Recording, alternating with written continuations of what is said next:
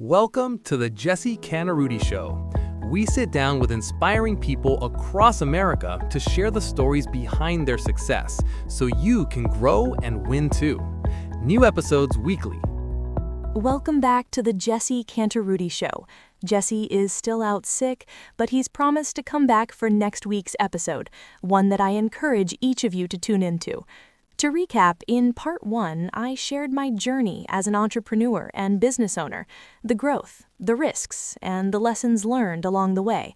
Today, I want to slow things down. I want to go back to where it all began, my childhood, the values I was raised with, and the quiet moments that shaped the person I would eventually become. Okay, let's start off with question 1. Rachel, what was your childhood like, and how did it influence who you are today? My childhood was simple, but it was deeply meaningful. I grew up in a home where hard work was expected and kindness was non-negotiable. We didn't have excess, but we had stability, love, and a strong sense of right and wrong. From a young age, I learned that nothing worthwhile comes without effort, and that lesson became one of the pillars of my life. Next question on the list is, looking back, were there early signs that you might become an entrepreneur? Yes, although I didn't recognize them at the time. I loved creating things with my hands. Baking gave me a sense of independence. I wasn't just following recipes, I was experimenting, refining, and taking ownership of the outcome. I was also drawn to responsibility. Whether it was helping at home or taking on small tasks, I found confidence in knowing that others could rely on me. Question: was there a moment in your childhood that shaped your mindset? There was one moment I remember very clearly. I failed at something that truly mattered to me. I felt embarrassed, disappointed, and exposed. I expected that failure to define me. Instead, I was reminded of something powerful. Mistakes don't define us, our response to them does. That lesson taught me resilience. It showed me that setbacks are temporary, but quitting can be permanent. That lesson has guided me through every challenge since.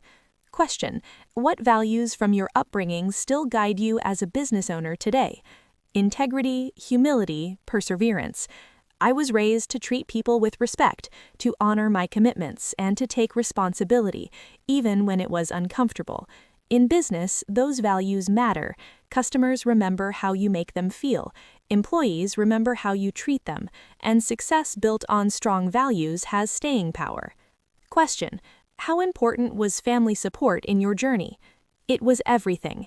Even when they didn't fully understand my vision, they believed in me. And during moments of doubt, that belief carried more weight than advice ever could. Sometimes knowing that someone is quietly rooting for you is enough to keep moving forward. Question: what message would you share with people who are still discovering who they want to become? Be patient with yourself. You don't need all the answers right now. The experiences you're living, especially the difficult ones, are shaping you in ways you can't see. Trust the process. Growth is rarely rushed, and it's never wasted. Thank you for listening to my story today, America. Stay tuned in for Jesse's return next week. All my best to each of you.